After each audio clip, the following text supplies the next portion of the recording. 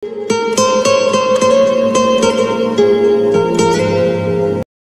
ভেতরে মেয়েটা চিৎকার করে বলছে, আমি জাঙ্কুক ভাইকে ছাড়া কাউকে বিয়ে করব না, অথচ মুখ ফুটে কিছুই বলতে পারছে না। কান্না গলায় আটকে তার নিঃশ্বাস বন্ধ হয়ে আসছে, কাশতে কাশতে চোখ লাল হয়ে গেছে, তবুও কান্না থামছেই না। 20 থেকে 25 মিনিট পর সোবিন আবার উপরে আসছেন। ততক্ষণে মেহমানদের নাস্তা খাওয়া শেষ। কিম নামজুন বাসায় ফিরে কেবল ফ্রেশ হতে গেছেন। জিনও নিজের রুমেই বসা।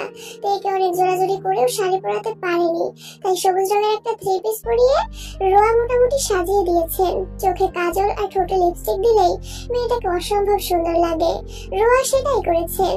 সোবিন দরজা থেকে তেকে দেখেই কপাল গোটালো। ভেতরে এসে গম্ভীর কণ্ঠে বলল, কি শুরু করেছো তুমি? আর কতক্ষণ ওনাদের বসিয়ে রাখবো? তে মাথা নিচু করে দাঁড়িয়ে আছে। সোবিন ভারী কণ্ঠে বললেন, আমাকে ভাইজান বলেছিল পাত্রপক্ষ বাসায় এনে তারপর কথা বলতে, আমি তাই করেছি। এখন দেখি কে আটকায়। তে মনে মনে আওড়ালো, আমার জাঙ্কুক ভাই আসলে এক মুহূর্তেই সবকিছু ছাড়খাড় করে দিবে, তারপর বুঝবি কে আটকায়। আকস্মাৎ নিচ থেকে জাঙ্কুকের চিৎকারের শব্দ ভেসে আসছে। জাঙ্কুকের কণ্ঠ কানে বাজতেই তে সহসা বিপুল চোখে তাকালো। সর্বাঙ্গে হিমশীতল হাওয়া বয়ে যাচ্ছে, দু চোখ চিকচিক করছে। জাঙ্কুকের কণ্ঠে একের পর এক হুঙ্কার আসছে। সোবিন দ্রুত রুম থেকে বেরিয়ে গেলেন। ওনার পেছন পেছন ইয়নজুন, রোয়া ও ছুটলেন। তের দু চোখ বেয়ে তখনও পানি পড়ছে, কিন্তু ঠোঁট জুড়ে প্রশান্তের হাসি ফুটেছে। তে দীর্ঘ নিঃশ্বাস ছেড়ে বলল, আপনিই আমার অভয়, আপনিই আমার প্রণয়, তাই তো দণ্ডে দণ্ডে আপনার অনুসঙ্গে ডুবে যেতে চাই। সোবিন রুম থেকে বের হয়ে ব্যালকনি থেকে নিচে তাকাতেই চোখ পড়ল জাঙ্কুকের।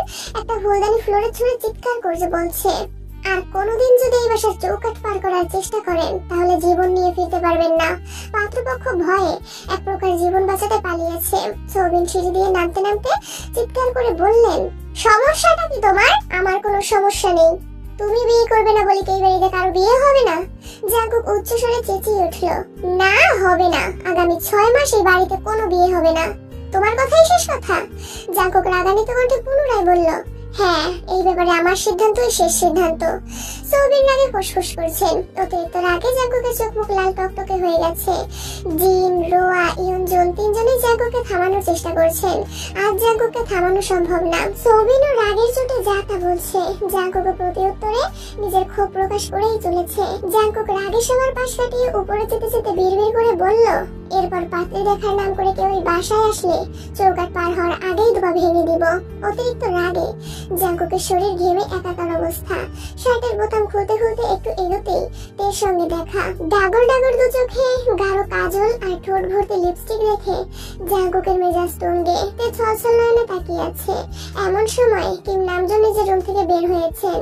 সোবিন তখনও নিজের মতো বকবক করেই যাচ্ছেন। জাঙ্কুক দীর্ঘশ্বাস ছেড়ে দু হাতের বৃদ্ধাঙ্গুল দিয়ে তের দু চোখের কাজল লেপটে দিয়েছে। সাথে সাথে ডান হাতের বৃদ্ধাঙ্গুলে তের ঠোঁটে ঘষা দিয়ে লাল লিপস্টিকে গাল পর্যন্ত ছড়িয়ে দিয়েছে। তে আহম্মকের মতো তাকিয়ে আছে। জাঙ্কুক গম্ভীর কণ্ঠে বলল, নিচে তোর শ্বশুর অপেক্ষা করছে, যা নিজের রূপটা দেখে আয়। জাঙ্কুক ফুসফুস করে নিজের রুমে চলে গেছে। তে ঘাড় ঘুরিয়ে কতক্ষণ জাঙ্কুকের দিকে তাকিয়ে রইল। নিচ থেকে কিম নামজনের ধমকের শব্দে তে লাফ দিয়ে ওঠে। সঙ্গে সঙ্গে নিজের রুমে ঢুকে দরজা বন্ধ করে দিয়েছে। ড্রেসিং টেবিলে নজর পড়তেই তে গুটি গুটি পায়ে এগিয়ে গেল। লেপটে যাওয়া কাজল আর গাল পর্যন্ত ছড়ানো লিপস্টিক দেখে তে মুচকি হেসে বলল, জাঙ্কুক ভাই, আপনি বড্ড হিংসুটে, তবে এই হিংসুটে মানুষটাকেই আমি ভালোবাসি। নিচ থেকে চিৎকার চেঁচামেচির শব্দ আসছে। তে ভয়ে গুটিসুটি মেরে বিছানার এক কর্নারে বসে আছে। দু একবার উঠে দরজা পর্যন্ত গিয়েও ফিরে এসেছে। জাঙ্কুকের প্রতি তের অগাধ বিশ্বাস, না জাঙ্কুক একাই সবকিছু সামলে নিতে পারবে। কিন্তু আজ আর তা হলো না। দুই ভাইয়ের পীড়নে জাঙ্কুক আটকে গেল। কিম নামজুন হুঙ্কার দিয়ে উঠলেন, তোমাদের জন্য কি এলাকায় মান সম্মান নিয়ে বাঁচতে পারবো না? জাঙ্কুক শার্টের বোতাম লাগাতে লাগাতে ভাবলেশীন জবাব দিল, মান সম্মান যাওয়ার মতো কাজ না করলেই হয়। কিম নামজুন আবারও চেঁচালেন, আমরা কি করব কি করব না তাকে তোমাদেরকে বলে করতে হবে? জাঙ্কুক নিশ্চুপ দাঁড়িয়ে আছে। সোবিন দু হাতে মাথা চেপে ধরে বসে আছেন। কিম নামজুন আবারও বলতে শুরু করলেন, শুধু হাতে পায়ে বড়ই হয়েছো, কিন্তু মানুষের সাথে কেমন আচরণ করতে হয় তা শেখনি। এই মানুষগুলো যখন বাইরে আমার উপর আঙুল তুলবে তখন কি জবাব দিব আমি? আমার ছেলে হয়ে তোমার এই আচরণ কিভাবে হতে পারে? তোমরা প্রতিনিয়ত প্রমাণ করছো তোমরা কারো ভরসার যোগ্য নও। তোমাদের উপর ভরসা করলে একদিন এই সাম্রাজ্য ধ্বংস করে ফেলবে। জাঙ্কুক দীর্ঘ নিঃশ্বাস ছেড়ে ধীর কণ্ঠে বলল, প্লিজ আব্বু, মাথা ঠান্ডা করুন, আপনি অসুস্থ। আমার অসুস্থতা নিয়ে তোমার ভাবতে হবে না, তোমার আচরণে সবকিছু বুঝিয়ে দিয়েছে। জাঙ্কুক ভেতরের ক্রোধ কোনোভাবেই আটকাতে পারছে না, রাগের স্বরে বলল, ঠিক আছে, আমি যেহেতু আপনার সাম্রাজ্যের একমাত্র সমস্যা, সেই সাম্রাজ্য আর কলঙ্কিত না করি। জাঙ্কুক দীর্ঘ কদম ফেলে বাসা থেকে বেরিয়ে যাচ্ছে। কিম নামজুন পেছন থেকে আবারও হুঙ্কার দিয়ে উঠলেন, এটা ভদ্রলোকের বাড়ি, এই বাড়িতে কোনো গুন্ডা বদমাশের জায়গা নেই। জাঙ্কুক কথাটা শুনেও ফিরে তাকায়নি। বাড়ির 3 কোণে এক কোনায় চুপ করে দাঁড়িয়ে আছেন কিম নামজুন আর সোবিনের রাগে তারা বরাবরই চুপ থাকে। জাঙ্কুক বেরিয়ে গেলেও দুই ভাই এখনো থামতে পারছেন না। বুকের ভেতরের ক্রোধ থেমে থাকার নয়। কোনো ব্যক্তি কিম নামজুনের যতই প্রিয় হোক না কেন, কিম বাড়ির মান সম্মানে আঘাত করলে কিম নামজুন তাকে কখনোই ছেড়ে দেন না, হোক সেটা জাঙ্কুক কিংবা 28 বছর পূর্বে জাঙ্কুকের ফুপি। প্রিয়ের চেয়েও প্রিয় মানুষকেও ক্ষণিকের ব্যবধানে অপ্রিয় করে তুলতে সক্ষম। ঘণ্টাখানেকের মধ্যে কিম বাড়ির পরিবেশ নিস্তব্ধ হয়ে গেছে। যে যার রুমে চলে গেছেন। কিম নামজুন প্রেসারের ঔষধ খেয়ে শুয়ে পড়েছেন। জিন ওনার পাশে বসে আস্তে করে বললেন, ছেলেটাকে এভাবে কথা বলা আপনার ঠিক হয়নি। আপনি ভাববেন না যে আমি আপনাকে জ্ঞান দিচ্ছি। জাঙ্কুক সুগা দুজনেই তাকে অনেক বেশি আদর করে, তাই তের বিয়ের ব্যাপারটা ওরা কিছুতেই মানতে পারছে না। এদিকে তের আব্বু একের পর এক ছেলে দেখেই যাচ্ছে, ওদের কি দোষ? কিম নামজুন গম্ভীর কণ্ঠে বললেন, ছেলেকে কল দিয়ে বাসায় আসতে বলো। জিন সঙ্গে সঙ্গে নিজের ফোন থেকে জাঙ্কুকের নাম্বারে কল দিল, কিন্তু জাঙ্কুকের ফোন বন্ধ। টানা 2-3 বার কল দেওয়ার পরও বন্ধ পেয়ে জিন ভয়ে সিটিয়ে পড়েছেন। ততক্ষণে কিম নামজুন ঘুমিয়ে পড়েছেন। জিন রুম থেকে বেরিয়ে দ্রুত ইয়নজুনকে ডাকলেন। সোবিন রুমেই বসা। ভাবির আতঙ্কিত কণ্ঠ শুনে জিজ্ঞেস করলেন, কি হয়েছে ভাবি? ভাইজানের কিছু হয়েছে? না, জাঙ্কুকের ফোন বন্ধ, কল দিয়ে পাচ্ছি না। সোবিন নিজের ফোন থেকেও একবার চেষ্টা করলেন, বন্ধ পেয়ে স্বাভাবিক কণ্ঠে বললেন, রাগ করে বেরিয়েছে তাই হয়তো ফোন বন্ধ, খুলে ফেলবে কিছুক্ষণের মধ্যে, আপনি রেস্ট নিন। ইয়নজুন বেশ কিছুক্ষণ বুঝিয়েছেন, কিন্তু জিনের আতঙ্ক কমছেই না। সুগাকে কল দিয়েছে বলেছে। সুগা ওখান থেকেই পরিচিত সবার সাথে যোগাযোগ করেছে, কিন্তু জাঙ্কুকের সাথে কারোই কথা হয়নি। জিহবকে কল দেওয়া জিহব বলল, জাঙ্কুক যাওয়ার সময় আমাকে বলেছে প্রয়োজনে আজই আব্বু চাচুকে সব বলে দিবে, তবু এত প্যারা নিতে পারবে না। সুগা বাসার ঘটনা যা জানে সবটা জিহবকে জানিয়েছে, সব জায়গায় খোঁজ খবর নিতে বলেছে। এত ঘটনার মাঝে এর কোনো হদিশ নেই। বেখুইন সন্ধ্যার দিকে অফিস থেকে ফেরার পথে জেনিকে প্রোগ্রাম থেকে নিয়ে আসছে। বাসায় এসে সব ঘটনা শুনে বেখুইন স্তব্ধ হয়ে গেছেন। জেনি সঙ্গে সঙ্গে ছুটলো তের রুমের দিকে। তের রুমের দরজা বন্ধ। অনেকক্ষণ ডাকার পর তে ঘুম থেকে উঠে দরজা খুলে দিয়েছে। তের চোখ আর ঠোঁট এখনো আগের মতোই আছে। জেনি ভ্রুকুচকে বলল, তোমার এই অবস্থা কেন? তে আয়নায় নিজের মুখটা দেখে মুচকি এসে বলল, এমনি। জেনি তার ফোন তেকে দিয়ে আতঙ্কিত কণ্ঠে বলল, তুমি হাসছো? ভাইয়া যে রাগ করে বাসা থেকে বেরিয়ে গেছে তা তো তুমি জানো, এমনকি ভাইয়ার ফোনও নাকি বন্ধ। কি? তে তাড়াতাড়ি জাঙ্কুকের নাম্বারে ডায়াল করলো। সত্যি সত্যি নাম্বার বন্ধ। ইন্টারনেটে সব জায়গা থেকে মেসেজ দিয়েছে, কিন্তু জাঙ্কুক কোথাও নেই। তের চোখ মুখ মুহূর্তেই অন্ধকারাচ্ছন্ন হয়ে গেছে। বুকের ভিতর আতঙ্ক বাসা বেঁধেছে। তের এখন নিজের উপর খুব রাগ হচ্ছে। না ঘুমিয়ে তখন রুম থেকে বের হলে এই পরিস্থিতি বুঝতে পারতো, অন্তত আব্বু আর বড় আব্বুর সামনে কিছু একটা বলতে পারতো। জেনি শীতল কণ্ঠে বলল, আজ তোমার ফোনটা নেওয়া একেবারেই উচিত হয়নি। সরি আপু, তোর কোনো দোষ নেই, সব দোষ আমার কপালের। তুই রুমে যা। তুই অনবরত জাঙ্কুকের নাম্বারে কল দিয়েই যাচ্ছে। ফুপি, রোজাপু, বোগান ভাইয়া সবার সাথে কথা বলেছে, কিন্তু কেউ কিছু জানে না। তে নিচে নামতে পারছে না, কারণ আজকের এই ঘটনার জন্য তে নিজেকেই দায়ী করছে। তে উপায় না পেয়ে জিমিনকে কল দিল। জিমিন কল রিসিভ করতেই তে একে একে সব বর্ণনা করেছে। জিমিন শান্ত স্বরে বলল, আচ্ছা রাত পর্যন্ত অপেক্ষা কর, দেখ উনি আসেন কিনা। ফোন বন্ধ জেনেও তে একের পর এক কল দিয়েই যাচ্ছে। রাত 9টার দিকে সুগা থেকে কল দিল। তে কান্না ভিজা কণ্ঠে জিজ্ঞেস করলো, ভাইয়া জাঙ্কুক ভাই কোথায়? সুগা মোলায়েম কণ্ঠে বলল, আমি খোঁজ নিচ্ছি, যোগাযোগ হলে জানাবো।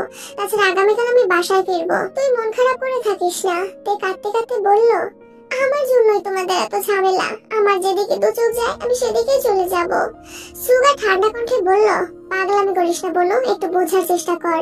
এই কল কেটে দিয়েছে, রাতে কারো খাওয়া দাওয়া নেই, যে যার মতো জাঙ্কুকে কল দিচ্ছে। পরিচিত সবার সাথে বারবার যোগাযোগ করেছে, কিন্তু কেউ কিছু জানে না। জিমিন রাতে আবারও কল দিয়ে খোঁজ নিয়েছে। 2 দিন কেটে গেছে, জাঙ্কুকে এখনো বাসায় ফিরেনি। 2 দিন ধরে কোনো অফিসেও যাচ্ছে না। কিম নামজুন, সোবিন, বেকুইন নিজেদের মতো খোঁজ খবর নিয়ে যাচ্ছেন, কিন্তু আশানুরূপ ফলাফল পাচ্ছেন না। আজ বিকেলে জিমিন তেদের বাসায় আসছে। তেকে রুমে না পেয়ে সরাসরি ছাদে গেল। তে চোখ বন্ধ করে সোফায় হেলান দিয়ে বসেছিল। জিমিন মৃদু স্বরে ডাকলো, তে। তে জিমিনকে দেখেই বসা থেকে উঠে জড়িয়ে ধরে কাঁদতে কাঁদতে বলল, আমার জীবনে এত কষ্ট কেন?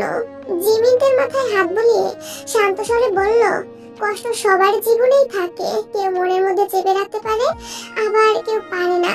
মন খারাপ করিস না, দোয়া করি জাঙ্কুক ভাই যেন তাড়াতাড়ি ফিরে আসেন। তেকে বেশ কিছুক্ষণ বোঝানোর পর তে শান্ত হয়েছে।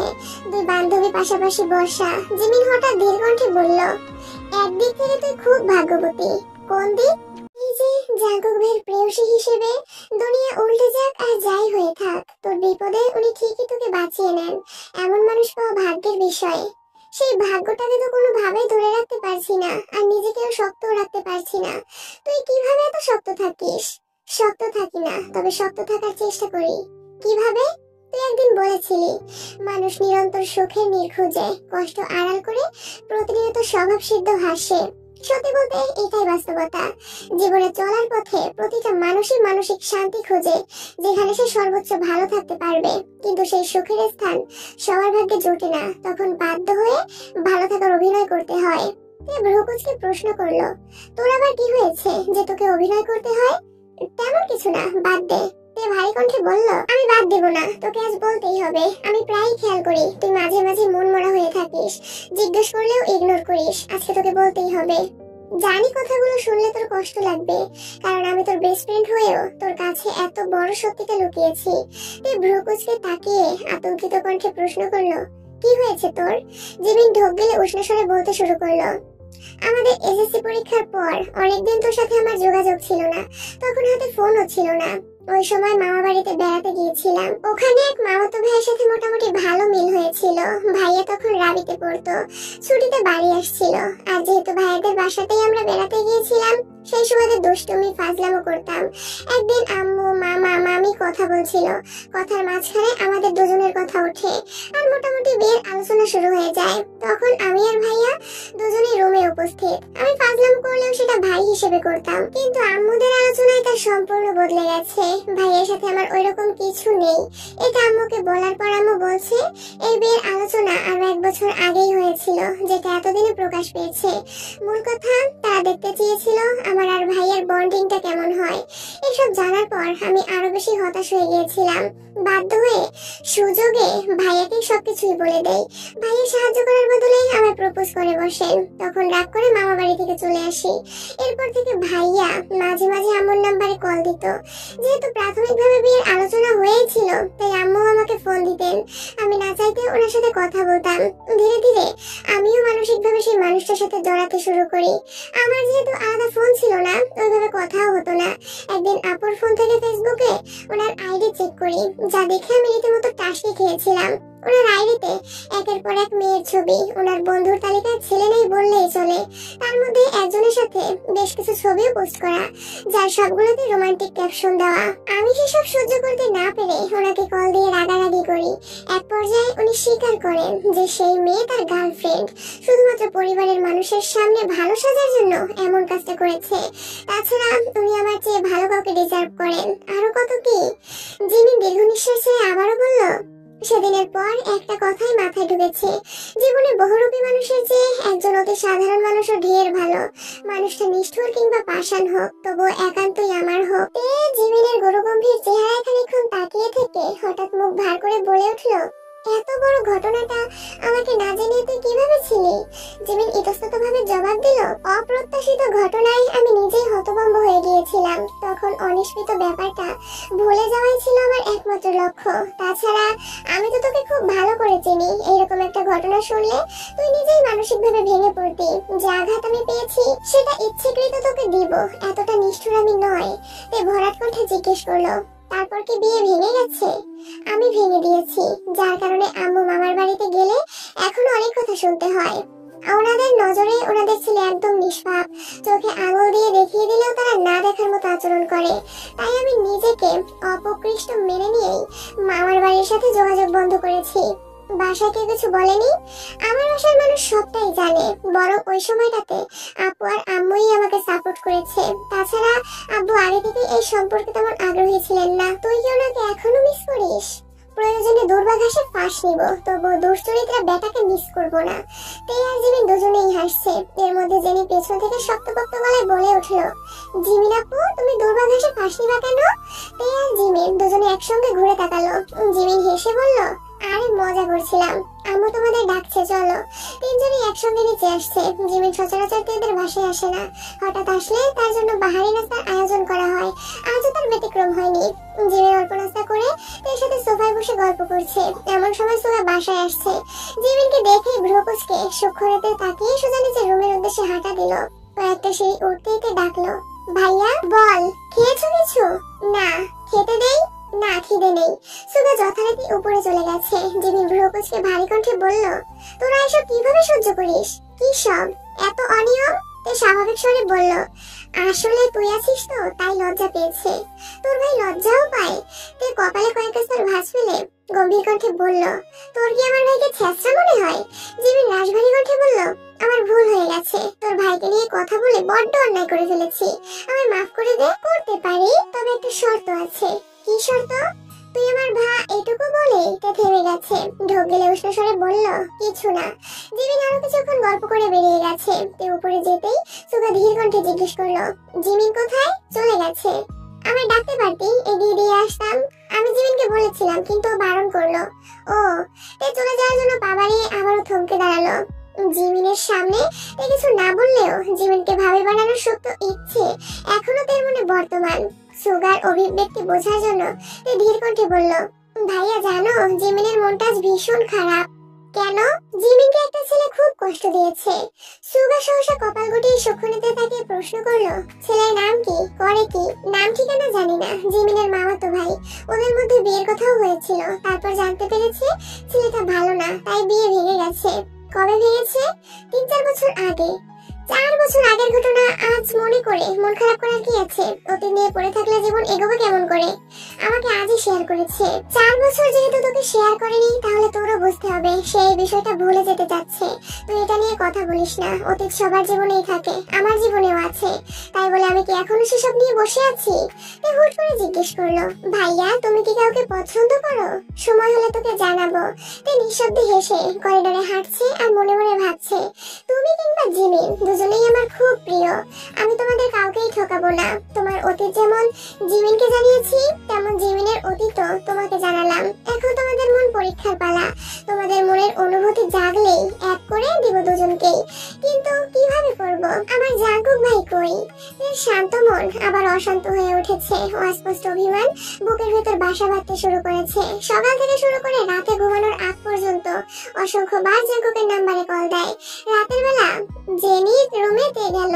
জেনি তখন পড়ছিল। তে বিছানায় হেলান দিয়ে বসে জিজ্ঞেস করলো, আচ্ছা জেনি, জিমিনকে তোর কেমন লাগে? জিমিন আপুকে আমার অনেক ভালো লাগে। এটা নতুন করে বলার কি আছে? আরে এভাবে না, অন্যভাবে। অন্যভাবে আবার কিভাবে? আমাদের ভাবি হিসেবে কেমন লাগবে? জাঙ্কুক ভাই আর তে জেনির মাথায় ঘাটটা মেরে রাগান্বিত কণ্ঠে বলল, জাঙ্কুক ভাই আমার। তাহলে সুগা ভাই আর? হ্যাঁ। জেনি মাথা চুলকে আনমনে ভাবছে। তে ফুস করে উঠে বলল, এত কি গবেষণা করছিস? জিমিন আপুকে কি সত্যি ভাইয়া পছন্দ করবে? জানি না রে, তবে আমার মনে হচ্ছে কিছু একটা হলেও হতে পারে। হলে খুব ভালো হবে আপু। জিমিন আপুকে আমার খুব ভালো লাগে। কত সুন্দর করে কথা বলে, আমাদের সাথে মেশে। তাছাড়া ভাইয়ের পাশে দুজনকে মানাবেও ভালো। জাঙ্কুক বাসায় নেই 1 সপ্তাহ হতে চললো। বাড়ির পরিবেশ থমথমে, কেউ কারোর সাথে তেমন কথা বলে না। সবার ভেতরেই চাপা কষ্ট লুকিয়ে আছে। বিকেলের দিকে ইয়নজন সোফায় বসেছিলেন। ওনাকে দেখে জিন এসে বসলেন। ইয়নজনকে এক পলক দেখে শীতল কণ্ঠে জিজ্ঞেস করলেন, তোর কি শরীর খারাপ? ইয়নজন মলিন হেসে জবাব দিলেন, মনটা খুব খারাপ। জাঙ্কুক এখনো বাসায় ফিরছে না। কোথায় আছে, কি অবস্থায় আছে আল্লাহ ভালো জানেন।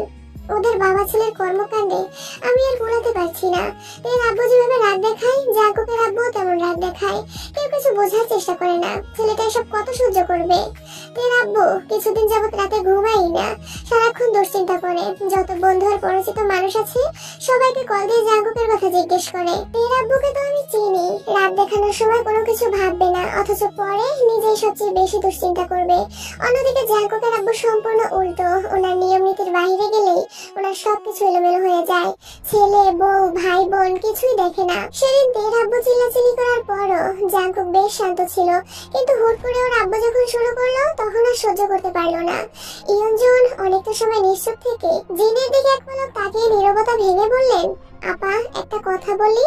কথার মধ্যে মাপামাপি কবে থেকে শুরু করলি? বল কি বলবি? ইয়ঞ্জন কিছু বলতে চেয়েও থেমে গেলেন। সহসা মৃদু হেসে বললেন, না থাক, কিছু না। কি বলতে চাইছিলি বল? বাসার নিয়ম নীতি ভুলে অনেক কল্পনায় ডুবেছিলাম, যা কখনো সম্ভব না তা নিয়েই ভাবছিলাম। ডুব দিলে শান্ত স্বরে আবারও বললেন, রাতে কি রান্না করব? এর মধ্যে কি নামজুন আর সোবিন বাসায় ফিরেছেন। ইয়ঞ্জন আর জিন উঠতে উঠতে আচমকা দেখলেন তে হুড়মুড় করে সিঁড়ি দিয়ে নামছে। চোখ মুখ লাল টকটকে হয়ে আছে।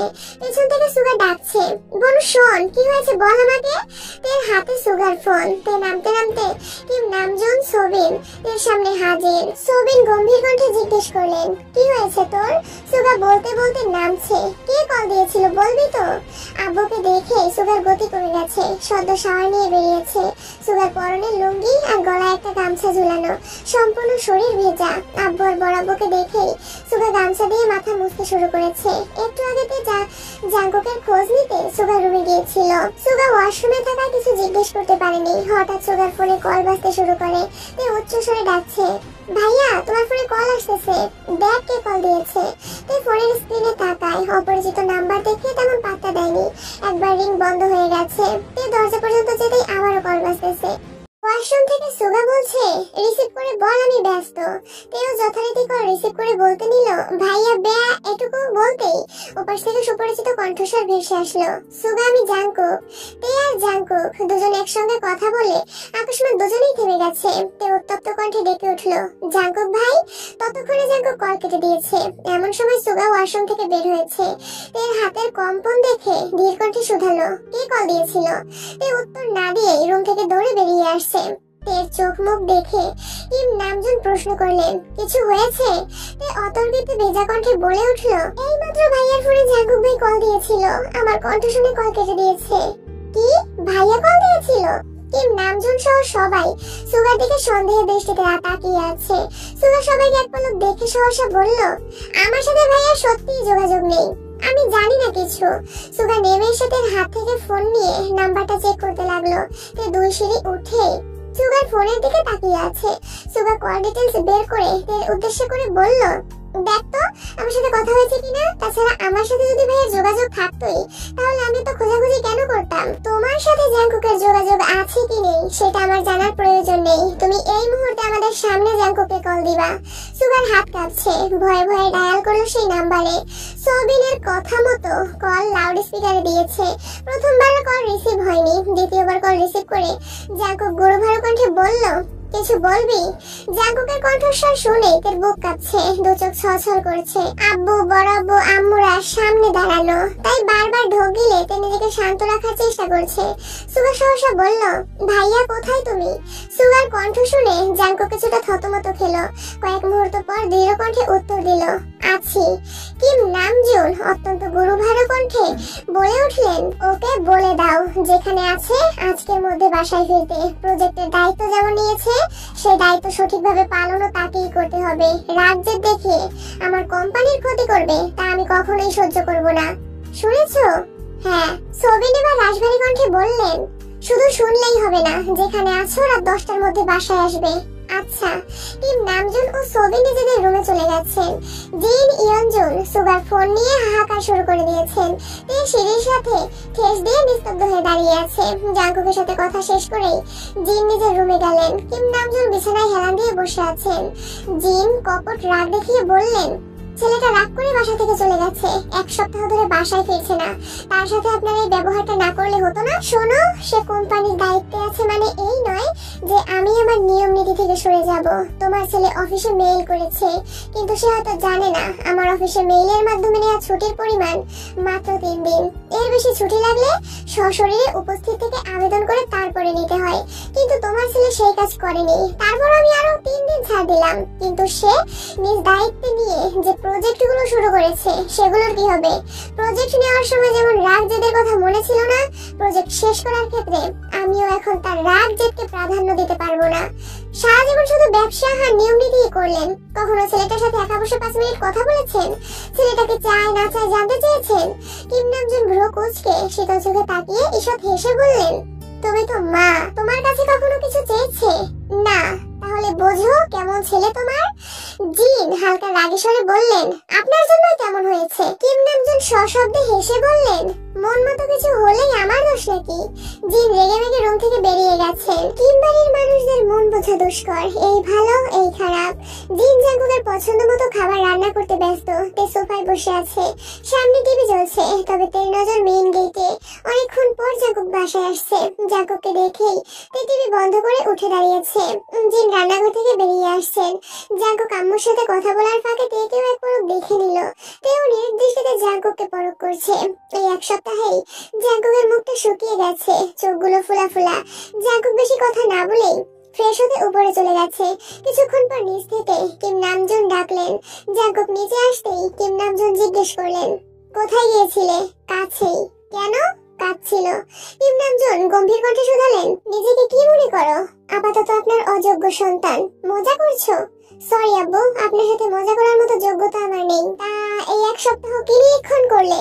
নিজের আদাতে লাগাম দেওয়া। আমার ব্যবহারে আপনারা কষ্ট পেয়ে থাকলে অনুগ্রহ করে আমাকে ক্ষমা করে দিবেন। আর 3টা প্রজেক্টের কাজ মোটামুটি শেষ, আগামী 3 দিনে সম্পূর্ণ কমপ্লিট হয়ে যাবে। আলহামদুলিল্লাহ।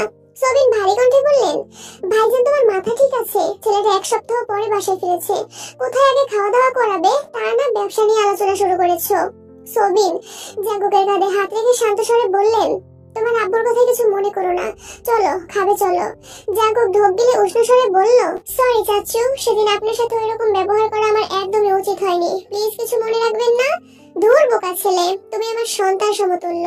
সন্তানরা ভুল করবে, এটাই স্বাভাবিক। যা হয়েছে সব ভুলে যাও, চলো খাবে এসো। তে আর জেনি ড্রয়িং রুমের এক কর্নারে দাঁড়িয়ে সব দেখছে। সুগা বাসায় নেই, ফিরতে একটু দেরি হবে বলেছে। দেখো 2 দিন হলো সিলেট গেছেন। লিমিনহো ঘুমিয়ে পড়েছে। খাবার টেবিলে এখন কিম নামজুন, সবিন, জাঙ্কুক, জেনি আর তে। জাঙ্কুকের বিপরীতে বসায় স্বাভাবিকভাবেই বারবার জাঙ্কুকের দিকে তাকাচ্ছে, কিন্তু জাঙ্কুক প্রতিবার নিজের নজর সরিয়ে নিচ্ছে। জাঙ্কুকের কর্মকাণ্ডে তে একদিকে যেমন বিরক্ত হয়ে যাচ্ছে, অন্যদিকে আব্বুর আচরণে বেশ অবাক হচ্ছে। কিম নামজুন আজ অল্প বিস্তার রাগ দেখালেও সবিন একেবারের জন্য মুখ কালো করেও কথা বলেননি। তে খাবার শেষ করে 1 মুহূর্ত দেরি না করে নিজের রুমে চলে গেছে। জিমিনকে কল দিয়ে জাঙ্কুকের ফেরার কথাটা বলেছে। তারপর ফোন রেখে ব্যালকনিতে দাঁড়িয়ে আকাশের পানে তাকিয়ে কিছু ভাবছে। আচমকা পেছন থেকে জাঙ্কুক ডাকলো, ম্যাম। তে আটকে উঠে ঘাড় ঘুরিয়ে তাকালো, তবে কিছুই বলল না। জাঙ্কুক আবারও বলল, নিজেকে কষ্ট দেওয়া ছাড়া আপনার আর কোনো কাজ নেই তাই না? না। ভালো। বাসা থেকে চলে যাওয়ার আগে কেউ কি একবারের জন্য আমার কথা ভেবেছিল? আর যাওয়ার পর একটাবারের জন্য কল দিয়ে নিজের অবস্থা জানানোর প্রয়োজন মনে করলো না। এত নিষ্ঠুর কিভাবে হয় মানুষ? কেমন আছেন? বেঁচে আছি। ভালো। জাঙ্কুক চলে যেতে দিলেই তে আবারও ডাকলো, জাঙ্কুক ভাই। তবে আজ উত্তরে যেমন প্রাণ নেই। তে ধীর কণ্ঠে জিজ্ঞেস করলো, আপনি কোথায় ছিলেন? ছিলাম কোনো এক জায়গায়। তে হঠাৎই ভেজা কণ্ঠে বলে উঠলো, 1 সপ্তাহ নিখোঁজ হয়ে কিভাবে ছিলেন আপনি? আমি আপনাকে কত শতবার কল দিয়েছি, আর একটু হলে মরেই যেতাম। জাঙ্কুক দরজায় হেলান দিয়ে দাঁড়িয়ে মনমরা হয়ে বলল, 1 সপ্তাহে এত ক্লান্ত হয়ে পড়েছেন? মনে জোর না থাকলে সামনের ঝড়টা কিভাবে সামলাবেন ম্যাম? জাঙ্কুকের কথা শুনে তের কোমল প্রাণ হৃদয় মুষড়ে উঠল। সহসা উদাস চোখে তাকালো জাঙ্কুকের পরিশ্রান্ত দৃঢ়তায়। জাঙ্কুকের 2 চোখ বন্ধ, ব্যর্থতার গ্লানি মুখ ফুটে উঠেছে। কোনো এক অজ্ঞাত ক্লেশে জাঙ্কুকের বুকের ভেতরটা ভারী হয়ে আছে। তে রাজভারী কণ্ঠে বিড়বিড় করলো, আপনি পাশে থাকলে আমি সব ঝড় নিরামিষ হয়ে যাব। জাঙ্কুক দীর্ঘ নিঃশ্বাস ছেড়ে 2 চোখ খুললো। এক পলক তের দিকে তাকিয়ে কোমল কণ্ঠে বলল, নগর জুড়ে বৃষ্টি নামুক, আমার সুরে ভাসিয়ে ফেলুক, তবুও সহিংসতায় তোকে পরিপূর্ণ রাখুক। জাঙ্কুক মাথা নিচু করে চলে যাচ্ছে। তে মুখ ভার করে বারান্দায় দাঁড়িয়ে জানালার দিকে জাঙ্কুকের দিকে তাকিয়ে রইল। সময় যত এগোচ্ছে পরিস্থিতি ততই বেসামাল হচ্ছে। মনের আড়ালে জমে থাকা শক্ত অনুভূতিগুলো বিষাক্ত হতে শুরু করেছে। সপ্তাহ কেটে যাচ্ছে, জাঙ্কুকের ভাবগতিকে এসেছে বিশাল পরিবর্তন। বাসায় ফেরার পর থেকে জাঙ্কুক একদম নিশ্চুপ হয়ে গেছে। আব্বু চাচুদের সাথে তেমন কোনো প্রকার কথা বলে না, এমনকি ঠিক মতো বাসায়ও ফেরে না। 3টা প্রজেক্ট শেষ হয়েছে, বাকি 2টার কাজ একা হাতে সামলাচ্ছে। এখনো রাত 2-3টায় বাসায় ফিরে, কখনো বা ফিরেও না। দিনে কয়েকবার কল দিলেও জাঙ্কুকের খোঁজ নেয়। তবে ইদানিং জাঙ্কুক এর সাথেও তেমন কথা বলে না, সবসময় দায়সারা ভাব নিয়ে কথা বলে। কিছু জিজ্ঞেস করলে শুধু উত্তর দেয়, নিজের থেকে কিছুই বলে না। তেও কিছুদিন যাবৎ বিষয়টা খেয়াল করেছে, জাঙ্কুককে জিজ্ঞেসও করেছে, কিন্তু আশানুরূপ কোনো উত্তর পায়নি। জাঙ্কুকের নিস্তব্ধতা আর সহ্য করতে পারছে না মেয়েটা। সবিনও ইদানিং জাঙ্কুকের সাথে বেশ শান্ত স্বরে কথা বলেন, কিন্তু কিম নামজুনের মনে জাঙ্কুকের প্রতি গভীর অন্ত নেই। আজ সকালে খাবার টেবিলে সবার উপস্থিতিতে কিম নামজুন জাঙ্কুককে উদ্দেশ্য করে বলে উঠলেন, তোমার যে আগামীকাল ফ্লাইট, এটা কি সবাই জানে? বরাবর মুখে এমন কথা শুনে তে অতর্কিত চোখ বড় করে তাকালো। জাঙ্কুক এক নজর তেকে দেখে গম্ভীর স্বরে বলল, না, বলা হয়নি এখনো। জিন কথাটা শোনা মাত্রই রান্নাঘর থেকে বেরিয়ে আসতে আসতে উদ্বিগ্ন কণ্ঠে জিজ্ঞেস করলেন, কিসের ফ্লাইট? কিম নামজুন মেকি স্বরে বললেন, কেন, তোমার আদরের ছেলে তোমার কিছু জানায়নি? জাঙ্কুক, কিছু বলছিস না কেন? জাঙ্কুক মাথা নিচু করে গাম্ভীর্যের স্বরে জবাব দিল, একটা প্রজেক্টের কাজে কয়েক মাসের জন্য দেশের বাইরে যেতে হবে। অপ্রত্যাশিত বাক্য কর্ণকুহরে প্রবৃত্ত হওয়া মাত্রই সবকিছু এলোমেলো হয়ে যাচ্ছে। আখি যুগল পূর্বের তুলনায় আরো বেশি প্রশস্ত হয়ে গেছে। বুকের ভিতর কালবৈশাখী ঝড় শুরু হয়েছে। মনে হচ্ছে তার হৃদয়ের উষ্ণ অনুভূতিরা তার গলা চেপে ধরেছে। নিঃশ্বাস নিতে পারছে না। বুকের ভেতরের তোলপাড় চোখে মুখে ফুটে উঠতে বেশি সময় লাগলো না। তার দৃষ্টি নিরেট, চোখে নেই কোনো লুকোচুরি, ভ্রুযুগল কুচকে আছে। দৃষ্টি জুড়ে আহাজারি, দু চোখ ছলছল করছে। জিন আর্তনাদ করে উঠলেন, পড়াশোনার নাম করে 7 বছর ধরে ছিলি, কিচ্ছু বলিনি আমি আর সহ্য করতে পারবো না, কোথাও যাবি না তুই। জিন নামজনের দিকে তীক্ষ্ণ দৃষ্টিতে তাকিয়ে বলে উঠলেন, আপনারা কি শুরু করেছেন? ব্যবসার নাম করে প্রতিনিয়ত আমার ছেলেটার সাথে যা তা আচরণ করছেন। আমার ছেলে কোথাও যাবে না, টাকা পয়সার প্রয়োজন নেই। আমি চাই আমার ছেলে চোখের সামনে থাকুক। আমি তোমার ছেলেকে জোর করিনি, তোমার ছেলে বুঝে শুনে নিজে প্রজেক্ট নিয়েছে। তাছাড়া এই সিদ্ধান্ত আর 4-5 মাস আগেই নেওয়া হয়েছে। তোমার ছেলে বাসায় কাউকে বলতে বারণ করেছিল, তাই বলিনি। আগামীকাল ফ্লাইট, এজন্য বাধ্য হয়ে বলতে হচ্ছে। তোর আব্বু কি বলছে জাঙ্কুক? মাত্র কয়েক মাসের ব্যাপার আম্মু, এবার আর তোমার অপেক্ষা দীর্ঘ হবে না, কথা দিচ্ছি। জাঙ্কুকের ভেজা কণ্ঠের কথা শুনেও জিন নিজেকে সামলে নিতে পারলেন না। কান্নারত কণ্ঠে বললেন, তোদের যা ইচ্ছা কর, আমি আর কিছুই বলবো না। জিন নিজের রুমে চলে গেছেন। ইয়নজুন আর রোয়াও সেদিকে ছুটলেন। সবাই ঘাড় ঘুরিয়ে জিনের রুমের দিকে তাকিয়ে আছে, অথচ তের নজর জাঙ্কুকের অভিমুখে। আশেপাশের ভ্যাবসা গরমে তের শরীর ঘেমে যাচ্ছে, তবুও ভাতের প্লেটে হাত রেখে নিস্তব্ধ হয়ে চেয়ে আছে। জাঙ্কুক তেকে দেখে সেকেন্ডের মধ্যে চোখ নামিয়ে নিয়েছে। গত 1 সপ্তাহ যাবৎ জাঙ্কুক তের চোখে চোখ রাখে না। সামনাসামনি দেখা হলেও মাথা নিচু করে পাশ কাটিয়ে চলে যায়। তাছাড়া যথাসম্ভব বাসা থেকে দূরেই থেকেছে। আজও জাঙ্কুক সেই চোখে তাকাতে পারছে না। ওই 2 চোখে তাকালে জাঙ্কুক বিধ্বস্ত হয়ে যাবে। যখন থেকে প্রজেক্টের বিষয়ে কথা হয়েছে, তখন থেকে জাঙ্কুক থেকে অল্প বিস্তর বোঝাতে শুরু করেছে। সরাসরি না বললেও কৌশলে অনেকবারই বুঝিয়েছে। যেই সুহায়নদের প্রতি জাঙ্কুকের একরাশ আক্রোশ ছিল, জানাতের আশেপাশে ভিড়লেও জাঙ্কুকের মেজাজ গরম হয়ে যেত, সেই সুহায়নদের সাথে জোরপূর্বক এর সম্পর্ক ঠিক করার চেষ্টা করেছে, যাতে জাঙ্কুকের অবর্তমানে নিজেকে নিঃসঙ্গ মনে না হয়। থেকে সর্বক্ষণ সহিংস আর ধৈর্যের কথা বলে এসেছে। কিম নামজুন হঠাৎ বনিতা না করে জিজ্ঞেস করলেন, জাঙ্কুক, তুমি কি কোনো বিষয়ে কিছু বলতে চাও? জাঙ্কুক শটান দাঁড়িয়ে চোয়াল শক্ত করে জবাব দিল, না, আমার কিছুই বলার নেই। জাঙ্কুক বেসিন থেকে হাত দিয়ে সরাসরি আম্মুর রুমে চলে গেছে। একে একে সবাই খাওয়া দাওয়া শেষ করে উঠে যাচ্ছে, অথচ তে তখনও থম মেরে বসে আছে। তের নীরবতা, চারপাশ স্তব্ধ হয়ে আছে। চোখ এক পলক তেকে দেখে কিছু না বলেই উঠে গেছে। যেন 2-3 বার তেকে ডেকেছে, কিন্তু তে পাথরের মতো শক্ত হয়ে আছে। এতক্ষণ যাবৎ বুকের ভেতরে যে তোলপাড় চলছিল, এখন তার ছিটে ফোঁটাও বাইরে প্রকাশ পাচ্ছে না। ছলছল গলা 2 চোখের পানি শুকিয়ে গেছে। গলায় আটকে যাওয়া নিঃশ্বাসটা দীর্ঘশ্বাস হয়ে বেরিয়ে গেছে।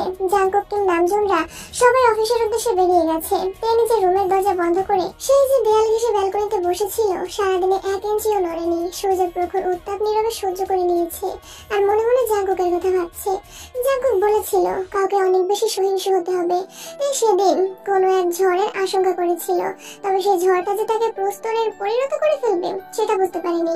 তের ফোনে একের পর এক কল বাজছে। জেনি কিছুক্ষণ পর পর দরজায় এসে ডাকছে, কিন্তু তে ব্যালকনি থেকে একেবারের জন্য উঠছে না। সরাসরি রোদের প্রখরতা কখনোই সহ্য করতে পারে না মেয়েটা। অল্পতেই মাথা ব্যথা শুরু হয়ে যায়। অথচ আজ দিব্যি ঘন্টার পর ঘন্টা বসে আছে। মাথা ব্যথা অনুভব করার মতো শক্তি পর্যন্ত অবশিষ্ট নেই। রুমে এসে ফোন হাতে নিতেই দেখলো জাঙ্কুকের নাম্বার থেকে অনেকগুলো কল আসছে। অন্য সময় জাঙ্কুকের নাম্বার থেকে একটা কল আসলেই আনন্দে তার মন নেচে উঠতো, অথচ আজ এতগুলো কল আসার পরও চোখে কোনো উজ্জ্বলতা নেই, শুকনো ঠোঁটে হাসির রেশ মাত্র নেই। কান্নায় তার বুক ভেঙে আসছে, তবুও কাঁদতে পারছে না। এমন সময় জাঙ্কুক আবারও কল দিয়েছে। তে কাঁপা কাঁপা হাতে রিসিভ করে কানে ধরতেই ওপাশ থেকে জাঙ্কুক হুঙ্কার দিয়ে আসলো, তুই কি আমাকে বাঁচতে দিবি না? জাঙ্কুকের এহেন হুঙ্কারে তে অপ্রস্তুত হয়ে গেছে। দীর্ঘ সময় নিশ্চুপ থাকায় তার গলা দিয়ে কোনো আওয়াজ বের হচ্ছে না। জাঙ্কুক গম্ভীর কণ্ঠে আবারও বলল, আমি মারা গেলে শান্তি পাবি? এই গলা খাকারে দিয়ে আর্তনাদ করে উঠলো, বাজে কথা বলবেন না প্লিজ। এতগুলো কল দিলাম, একবারের জন্য রিসিভ করার প্রয়োজন মনে করলি না, এটা কি ঠিক? ফোনের কাছে ছিলাম না, কোথায় ছিলি? তে নিশ্চুপ। জাঙ্কুক কিছুক্ষণ নীরব থেকে আবারও প্রশ্ন করলো, দুপুরে খেয়েছিস? না। জাঙ্কুক শক্ত কণ্ঠে বলল, তোকে 1 ঘন্টা সময় দিচ্ছি। এর মধ্যে যাবতীয় কাজ শেষ করে একেবারে রেডি হয়ে বাসা থেকে বের হবি, আমার যেন অপেক্ষা করতে না হয়। আমি বের হব না, আমি সিদ্ধান্ত চাই নিতে। তোকে 1 ঘন্টার মধ্যে আমার সামনে দেখতে চাইছি। তে আর কিছুই বলতে পারলো না। তীব্র অনিচ্ছা সত্ত্বেও 1 ঘন্টার আগেই বাসা থেকে বেরিয়ে রিক্সা করে রওনা দিল। বাসায় একমাত্র জেনিকে বলে বেরিয়েছে। জিন সারাদিন কান্নাকাটি করে ঘুমিয়েছেন। ইয়ঞ্জন সেখানেই বসে আছেন। রোয়া লিমিনহুকে ঘুম পাড়িয়ে নিজেও ঘুমিয়েছেন। তে কিছুটা সময় সামনে এগোতেই জাঙ্কুককে দেখলো। তেকে দেখে জাঙ্কুক জিজ্ঞেস করলো, খেয়ে আসছিস? তে উপর নিচ মাথা নাড়ালো। পশ্চিম আকাশ সূর্যের রক্তিম আভায় ছেয়ে গেছে। জাঙ্কুক যথারীতি তার পাশে রিক্সায় বসলো। ব্যস্ততম শহরে স্বস্তির নিঃশ্বাস নেওয়ার কোনো স্থান নেই। উদ্দেশ্যহীন গন্তব্যে রিক্সা চলছে, কারো মুখে কোনো কথা নেই। কিছুটা নির্জন জায়গায় জাঙ্কুক রিক্সা থামাতে বলল। রিক্সা থেকে নেমে দুজনেই হাঁটতে শুরু করলো। তেল চিবুক নামানো। কিছুটা এগোতেই জাঙ্কুক খুব ঠান্ডা গলায় বলল, সবাই শুনলে কষ্ট পেত, তাই আমি আগে কাউকে কিছু বলিনি, কিন্তু আমার এখন যাওয়াটা খুব প্রয়োজন। আশা করি তুই অন্তত পক্ষে বুঝবি। জিদ দিয়ে ঠোঁট ভিজিয়ে নিচু স্বরে বলল, প্রয়োজন হলে অবশ্যই যাবেন।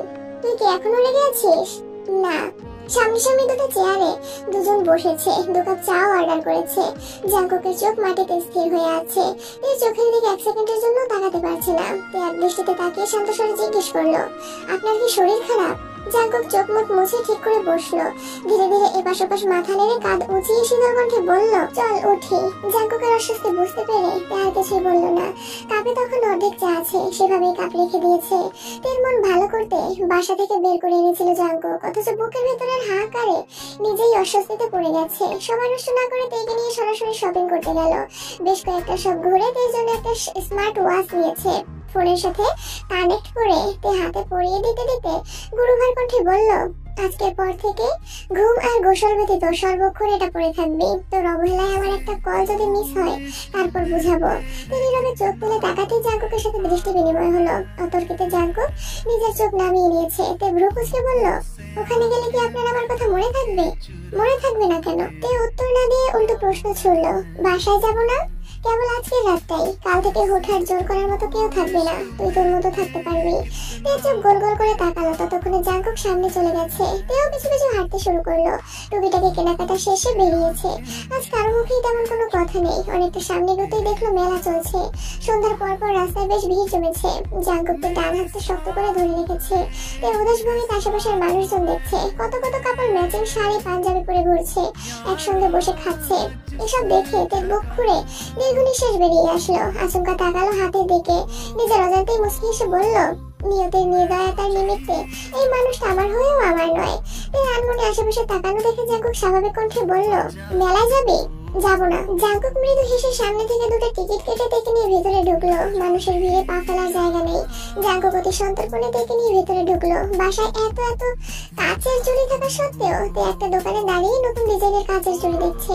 তের চুড়ির প্রতি কৌতূহল দেখে জাঙ্কুক খুব যত্ন সহকারে চুড়ির ভেতর 3 আঙুল ঢুকিয়ে ঢুকিয়ে পরীক্ষা করে সুন্দর ডিজাইনের 3 সেট চুড়ি তের দিকে এগিয়ে দিয়ে বলল, এগুলো দেখ। তের হাতে অলরেডি সেম ডিজাইনের 1 সেট চুড়ি। জাঙ্কুক সেটা হাতে নিয়ে পরীক্ষা করে বলল, এগুলো তোর হাতে বড় হবে, ওইগুলো পর। তে অবিশ্বাস্য দৃষ্টিতে তাকিয়ে তপ্তস্বরে বলল, কে বলেছে বড় হবে? এগুলো ঠিকঠাক মতোই লাগবে। ওয়েট। জাঙ্কুক দুসের চুড়ি আলতোভাবে তের দু হাতে পরিয়ে দিচ্ছে। বড় চুড়িগুলো ডান হাতে পরিয়েছে। তে অপলক দৃষ্টিতে নিজের হাতের দিকে তাকিয়ে আছে। জাঙ্কুক চুড়ি আগে গিফট করলেও এই প্রথমবার নিজের হাতে পরিয়ে দিচ্ছে। চুড়ি পরানো শেষে তে দু হাত নাড়িয়ে দেখতে লাগলো। জাঙ্কুকের দেয়া চুড়ির সেট খুব সুন্দর মতো লেগেছে। অন্যটা একটু বড় হওয়ায় মনে হচ্ছে খুলে পড়ে যাবে। তে আশ্চর্যজনক তাকে প্রশ্ন করলো, আমার হাতে ওই চুড়িটাই লাগবে, এটা আপনি কিভাবে বুঝেছেন? জাঙ্কুক দু চোখ ছোট করে হাসলো। কিছু বলতে গিয়েও থেমে গেল। আশেপাশে তাকিয়ে মিকসরে বলল, থাক, এখানে কিছু না বলি। জাঙ্কুকের মুখে দুষ্টু হাসি দেখেই ভ্রু কুঁচকালো। সঙ্গে সঙ্গে তাকালো দোকানের ছেলেটার দিকে। ছেলেটাও কেমন করে হাসছে। বিরক্তিতে বলল, চলুন এখান থেকে। আর কিছু নিবি না? এই দোকান থেকে নিব না। ছেলেটা সঙ্গে সঙ্গে মন খারাপ করে বলল, সরি ভাবি, আমি আর হাসবো না, আপনার যা পছন্দ হয় নিন। অপরিচিত এক ছেলের মুখে ভাবি ডাক শুনে তে অপ্রত্যাশিত ভাবে তাকালো। পরপর চোখ তুলে তাকালো জাঙ্কুকের মুখের পানে। জাঙ্কুকের ঠোঁটে তখনও হাসি লেগেই আছে। তে এক মুহূর্তের জন্য জাঙ্কুকের যাওয়ার ঘটনা বেমালুম ভুলেই গেল। জাঙ্কুকের হাস্যজল মুখের পানে তাকিয়ে নিজেও হাসলো। তারপর আদরের ভঙ্গিতে শুধালো, আর কি নিব? জাঙ্কুক কষ্টযুগল আরো প্রশস্ত করে বলল, হায় রে মেয়ে মানুষ, এক সেকেন্ডে সব ক্রোধ গায়েব। ঠিক আছে, চলে যাচ্ছি। জাঙ্কুক সঙ্গে সঙ্গে তার বাহু চেপে ধরে মোলায়েম কণ্ঠে বলল, এই না, তোর যা ভালো লাগে সব নিতে পারিস। জাঙ্কুকের হাতে থাকা তের বাহু দু আঙুলে পরখ করে তের হাতটা উপরে তুলে তেকে দেখিয়ে জাঙ্কুক আকস্মাৎ শক্ত কণ্ঠে বলল, এখন যেমন রেখে যাচ্ছি ফিরে এসে যেন তেমনই পাই। 1 ইঞ্চি এদিক সেদিক হলে সোজা বুড়িগঙ্গায় ফেলে দিয়ে আসবো। কেন? আমার বাড়িতে কোনো কঙ্কালের জায়গা হবে না। তে মুখ ফুলিয়ে জাঙ্কুকের দিকে চেয়ে আছে। জাঙ্কুক দোকান থেকে দুটো টিকলি হাতে নিয়ে খুব মনোযোগ দিয়ে পরীক্ষা করে একটা তের কপালে ধরে মৃদু হেসে বলল, এটা একদম ঠিকঠাক। বেশ কয়েকটা আংটিও দেখে নিল। তের আঙুলে পরিয়ে পরিয়ে দেখছে। তের বিস্ময়কর দৃষ্টিতে জাঙ্কুকের কর্মকাণ্ড দেখছে। জাঙ্কুক খুব যত্ন নিয়ে প্রতিটা জিনিস পর্যবেক্ষণ করছে। একটা তের জীবনে এর থেকে বেশি চাওয়া বোধহয় আর কিছুই হতে পারে না। স্বর্ণ কিংবা হীরার চেয়েও অধিক মূল্যবান প্রিয় মানুষের থেকে প্রাপ্ত সময়, তার মনোযোগ আর ভালোবাসা। মেলা থেকে কেনা প্রতিটা জিনিসের মূল্য অতি নগণ্য, অথচ তের কাছে সেগুলোই খুব মূল্যবান। এর জন্য কেনাকাটা শেষ করে জেনি আর লিমিনহুর জন্য মেলা থেকে কিছু কিছু জিনিস নিয়েছে। মেলা থেকে বেরিয়ে দুজন আবারও হাঁটতে শুরু করলো। এর মধ্যে সুগাকে কল দিয়ে একটা রেস্টুরেন্টে আসতে বলেছে। বিয়ে ঠেলে জাঙ্কুকের হাত ধরে হাঁটছে। জাঙ্কুক অবশ্য রিক্সা নিতে চেয়েছিল, কিন্তু তে জাঙ্কুকের সঙ্গে হাঁটতে খুব ইচ্ছে করছিল, তাই রিক্সায় ওঠেনি। এই যে জাঙ্কুক তের হাতটা শক্ত করে ধরে আছে, এতেই তের বিষাদে ঢাকা মন ভালো হয়ে গেছে। কিন্তু রিক্সায় উঠলে আবারও সেই কোমল মনে বিষাদ ভরে যাবে, তাই সে কোনোভাবেই রিক্সায় উঠবে না। জাঙ্কুক আর তে একটা রেস্টুরেন্টে ঢুকলো। তেকে একটা টেবিল দেখিয়ে জাঙ্কুক স্বাভাবিক ভঙ্গিতে বলল, তুই একটু বস, আমি ফ্রেশ হয়ে আসছি। জাঙ্কুক চলে যেতেই 3টা মেয়ে তের সামনে হাজির হলো। মেয়েগুলো দেখতে মাশাআল্লাহ বেশ সুন্দরী, আবার সাজুগুজুও করেছে, তবে বয়সে তের থেকে অনেক বড় হবে। তে ভ্রু কুঁচকে তাকিয়ে আছে। 3টা মেয়ের মধ্যে একজন বলে উঠল, তোমার পাশে ছেলেটা জাঙ্কুক ছিল না? হ্যাঁ, কেন? তুমি বুঝি জাঙ্কুকের গার্লফ্রেন্ড? তে ঢোক গেল। জাঙ্কুকের প্রতি তার তীব্র প্রেমানুভূতি, সেই ইচ্ছাতে জাঙ্কুকের যত্নে দুজনের সত্যভাবের সম্পর্ক অস্বীকার করার উপায় নেই। জাঙ্কুক মুখ ফুটে এখনো কিছু না বললেও তে মেয়েগুলোর সামনে শান্ত স্বরে বলল, জি। মেয়েগুলো একজন আরেকজনকে ধাক্কা দিয়ে বলল, বলছিলাম না গার্লফ্রেন্ড, দেখলি তো? আপনারা কারা? আর জাঙ্কুক ভাইকে কিভাবে চিনেন? জাঙ্কুকে ভাই ডাকছো কেন? বয়ফ্রেন্ডকে কেউ ভাই ডাকে? উনি আমার চাচাতো ভাই। কিন্তু আপনারা কারা? এবার মেয়েগুলোর ধাক্কাধাক্কি বেড়ে গেছে। তাদের মধ্যে একজন মিষ্টি করে হেসে বলল, ও আচ্ছা, তুমিই তবে সে যার জন্য জাঙ্কুক কলেজে কোনোদিন কোনো মেয়ের দিকে তাকিয়েও দেখেনি। বাড়িতে পড়ে থাকলে বাইরে পেতনি দেখার তো প্রশ্নই আসে না। অবাক চোখে তাকিয়ে আছে। আর একটা মেয়ে বলে উঠলো, আমরা তোমার বয়ফ্রেন্ডের সাথে একই কলেজে পড়তাম। আজ এত বছর পর হঠাৎ মেলার মধ্যে জাঙ্কুককে দেখলাম, তার পাশে তুমি ছিলে। জাঙ্কুকের যত্ন দেখেই সন্দেহ করেছিলাম তুমি নিশ্চয়ই জাঙ্কুকের প্রেমিকা হবে, তাই শিওর হতে তোমাদের ফলো করে এখান পর্যন্ত এসেছি। বাই দ্য ওয়ে, তুমি খুব লাকি যে জাঙ্কুকের মতো একজন মানুষ পেয়েছো। আরেকটা মেয়ে চাপা স্বরে বলল, যত্নে রেখো আমার অতীতের ক্রাশকে। জি ইনশাল্লাহ, আপনারা দোয়া করবেন। ফি আমানিল্লাহ, এখন আসি। চলে যাবেন কেন? উনি এখনই চলে আসবেন, বসুন আপনারা, আমাদের সাথে ডিনার করুন। জাঙ্কুক যদি এসে আমাদের এখানে দেখে নিশ্চিত ভাববে তোমার কাছে উল্টাপাল্টা কথা লাগাচ্ছি। থাকো তোমরা, আনন্দ করো, আসি। পাশের মেয়েটা আবারও বের করে বলল, ক্রাশের প্রেমিকাকে দেখেই পেট ভরে গেছে, আজ রাতে কিছু না খেলেও চলবে। মুখটা বন্ধ রাখ তোর। মেয়েটা কি ভাবছে কে জানে। এগুলো রেস্টুরেন্ট থেকে বেরিয়ে গেছে। এর মধ্যে জাঙ্কুক হাত মুখ ধুয়ে চলে আসছে। টিস্যু দিয়ে হাত মুছতে মুছতে তের দিকে তাকালো। তে তখনও সেদিকে তাকিয়ে আনমনে হাসছে। জাঙ্কুক পেছন ঘুরে উদ্বিগ্ন কণ্ঠে জিজ্ঞেস করলো, কি হয়েছে? এভাবে হাসছিস কেন? পরিচিত কেউ আসছিল? তে হেলান দিয়ে বসে জাঙ্কুকের দিকে তাকিয়ে ঠাট্টার সুরে বলল, আপনার গার্লফ্রেন্ড আসছিল। জাঙ্কুক কপালে কয়েকবার ভাঁজ ফেলে প্রখর তপ্তস্বরে শুধালো, আমার গার্লফ্রেন্ড মানে? আহারে, মেয়েটা আপনাকে কত ভালো বলতে জাঙ্কুকের চোখে চোখ পড়লো। জাঙ্কুক অগ্নি দৃষ্টিতে তাকিয়ে শান্ত কণ্ঠে বলল, আজে বাজে কথা একদম বলবি না। এমন সময় সুগা এসে রাগান্বিত কণ্ঠে বলল, সমস্যা কি তোমার? আমার বনুটাকে সবসময় বকা দেওয়া ছাড়া কি কোনো কাজ নেই তোমার? জাঙ্কুক মুখে পূর্বের মতো গাম্ভীর্যতা রেখে আবারও বলল, আমাকে বলছিস কেন? তোর বোনকে জিজ্ঞেস কর। কি হয়েছে বনু? এক মেয়ে বলছে জাঙ্কুক ভাই নাকি তার ক্রাশ ছিল, তাই আমি মজা করছিলাম। সুগা সন্দেহের দৃষ্টিতে তাকিয়ে জিজ্ঞেস করলো, কোনটা আসছিল? কোনটা মানে? কয়জনের ক্রাশ শুনি? জাঙ্কুক আকস্মাত টেবিলের নিচে সুগার পায়ে পা চেপে ধরে অগ্নি দৃষ্টিতে তাকালো। সুগা মজার স্বরে বলল, আসলে ভাইকে তো অনেক মেয়েই পছন্দ করে, কিন্তু ভাই কাউকে পাত্তা দেয় না। তে মুচকি এসে বলল, হ্যাঁ জানি। জাঙ্কুক আর সুগা দুজনেই তের দিকে সূক্ষ্মতে তাকিয়ে আছে। কোন মেয়ে আসছিল, কি বলছে? এসব ভেবেই দুই ভাই আটকে উঠছে। সুগার সাথে ইদানিং সম্পর্ক ভালো হওয়ায় তে অনেক কথাই সুগার সামনে বলে দেয়, কিন্তু তাই বলে এই না যে প্রেমিকের এক্স ফ্যানের কথাও অতর্কিত ভাইয়ের সামনে বলতে থাকবে। তিনজন একসাথে খাওয়া দাওয়া করে বেরিয়েছে। জাঙ্কুক সুগাকে উদ্দেশ্য করে বলল, তুই ওকে নিয়ে বাসায় যা। আপনি কোথায় যাবেন? আপনি বাসায় যাবেন না? সুগা মিটিমিটি হেসে বাইক স্টার্ট দিতে চলে গেছে। জাঙ্কুক মলিন হেসে বলল, জিহবদের সাথে দেখা করে বাসায় ফিরবো, তাড়াতাড়ি ফিরবেন। তে বাসার মেইন গেট পার হতেই সবাই এক দৃষ্টিতে তের দিকে তাকালো। জিজ্ঞেস করতে যাবে এমন সময় পেছন থেকে সুগা এসে বলল, কি রে বলো, এখানে দাঁড়িয়ে আছিস কেন? তুই না জেনি আর লিমিনহোর জন্য জিনিস কিনবি, ওদের দে। তাই সঙ্গে সঙ্গে লিমিনহোকে নিয়ে জেনির রুমে চলে গেছে। কিম নামজন ভারী কণ্ঠে বললেন, কোথায় গিয়েছিলে? মেলা হইতেছে, তাই বনুকে নিয়ে মেলায় গিয়েছিলাম। তোমরা দুই ভাই বোন একসঙ্গে বের হতে না বারণ করেছিলাম? মনে ছিল না? এরপর থেকে বনুকে রিকশায় পাঠিয়ে আমি বাইকে আসবো, তাহলে হবে তো? বোনকে একা নিয়ে গেলে, জেনিয়ার লিমিনহোকে নিলে না কেন?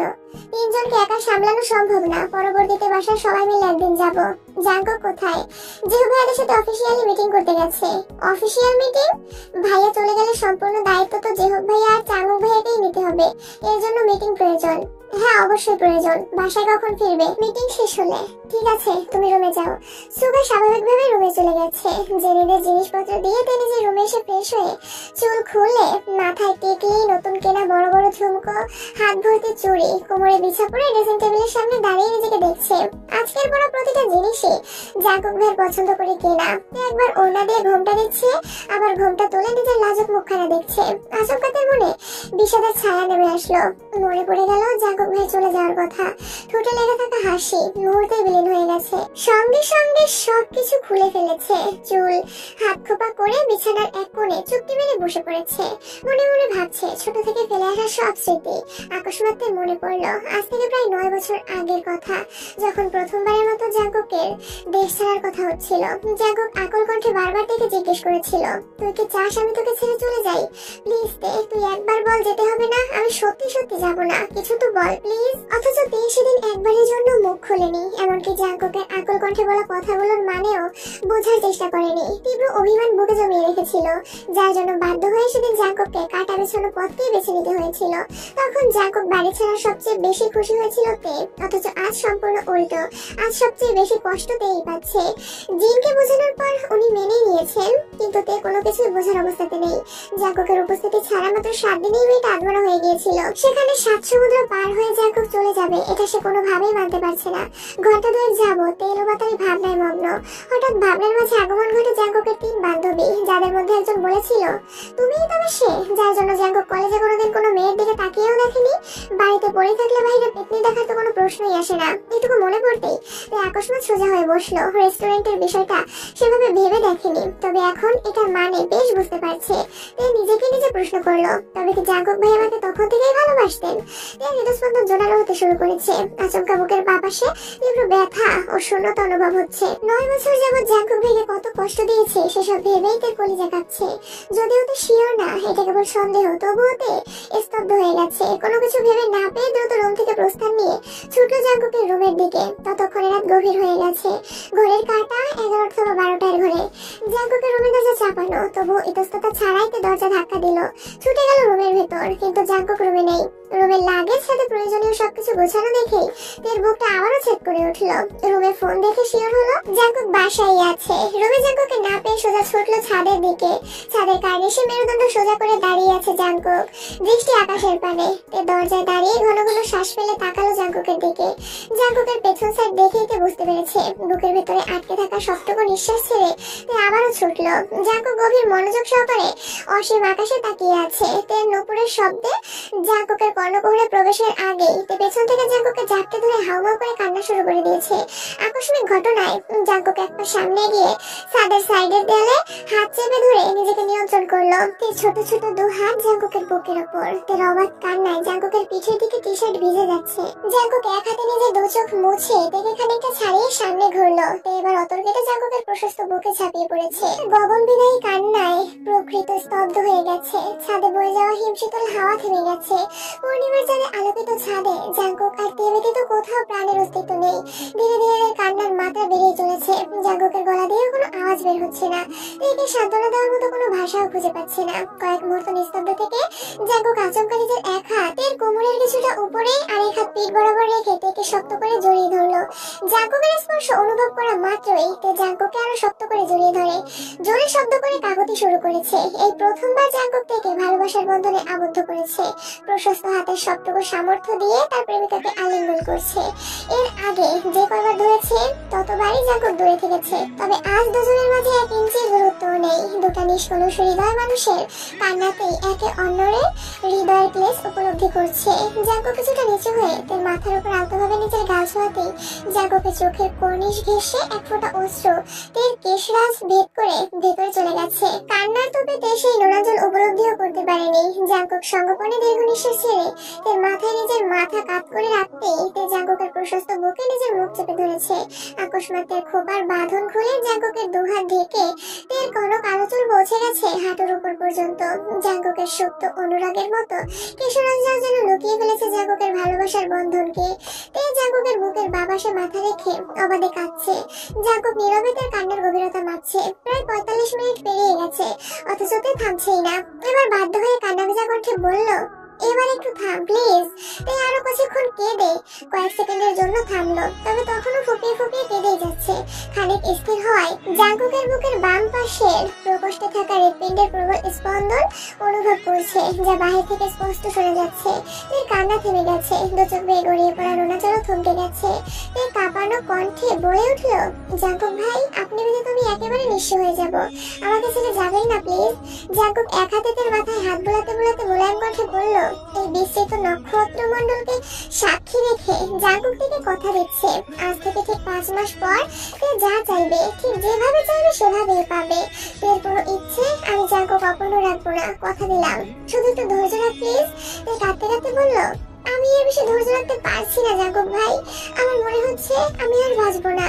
জাঙ্কুক সহসা তাকে শক্ত করে জড়িয়ে ধরে আর্তনাদ করে উঠল, তোর কিছু হলে আমি নিজেই বাঁচতে পারবো না। জাঙ্কুকের আর্তনাদ শুনে জাঙ্কুকের বুক থেকে মাথা উঠিয়ে বিস্মিত নয়নে জাঙ্কুকের মুখের পানে তাকিয়েছে। পূর্ণিমার চাঁদের আলোতে তার দুধে হালকা অদলে গাল বেয়ে গড়িয়ে পড়া পানির দাগগুলো মুখ টানায় চিকচিক করছে। তার বিষণ্ণ চিত্তে নৈবসর্গ পুলক নিরূপন্ন হচ্ছে। উদ্বিগ্ন আদর মুহূর্তে বদলে গেছে মনোমুগ্ধতায়। জাঙ্কুকের অন্তরের মর্মভেদী প্রদাহে প্রতিনিয়ত বিধ্বস্ত হওয়া অবসন্ন ধৃষ্টতায় মুহূর্তে স্তম্ভিত ফিরল। জাঙ্কুকের অচল চাহনি ছোটদের বুকের ভিতর আবদ্ধ হৃৎপিণ্ডটা ক্ষতবিক্ষত করে দিচ্ছে। এর পিঠ থেকে হাত সরিয়ে জাঙ্কুক অতীব অত্যতায় এর দু চোখ মুছে দিয়েছে। তখনও ছোট হাতের সর্বশক্তি দিয়ে জাঙ্কুককে জড়িয়ে ধরে আছে। জাঙ্কুক গালের পানি মুছে ধোয়াতে দুগালে হাত রেখে নিজের দৃষ্টিতে তাকিয়ে পড়বেন নাই আবারও জিজ্ঞেস করলো, ম্যাম, আমাকে কি 5টা মাস সময় দেওয়া যাবে? জাঙ্কুকের আজ্ঞাসূচক প্রশ্ন শোনা মাত্রই তার চোখ থেকে এক ফোঁটা অশ্রু গাল পর্যন্ত নামতেই জাঙ্কুক নিজের বৃদ্ধাঙ্গুল সহিত সেই গতি থামিয়ে দিয়ে মুখ গম্ভীরভাবে রেখে আবারও বলল, মাস বাদ দিলাম, মাত্র 150 দিন হলেই চলবে। ঘুম ভাঙলে 149 দিন চলবে। তের মুগ্ধ চাহনিতে আবার অভিশাপ নেমেছে। বুকের ভেতর তীব্র অভিমান জমেছে। অভিমানী মুখখানা দেখে জাঙ্কুকের বুকের যন্ত্রণা তীব্র হতে শুরু করেছে। গত দিনগুলোতে মেয়েটাকে অবহেলা করে নিজেকে যতটা শক্ত রাখার চেষ্টা করেছিল, সেই সবকিছু মুহূর্তেই পরিবর্তন হয়ে গেছে। জাঙ্কুক নিজেকে নিরুদ্ধ করতে আকাশের পানে তাকিয়ে দু চোখ বন্ধ করে সঙ্গোপনে দীর্ঘ নিঃশ্বাস ছাড়লো। হঠাৎ অনুভব করলো জাঙ্কুকের পিঠ থেকে তের দুহাত সরে গেছে। জাঙ্কুক তৎক্ষণাৎ চোখ মেললো। ততক্ষণে তের শরীর হেলে পড়েছে। জাঙ্কুক তড়িৎ বেগে তেকে দুহাতে আঁকড়ে ধরে আর্তনাদ করে উঠল, এই তে, কি হয়েছে তোর?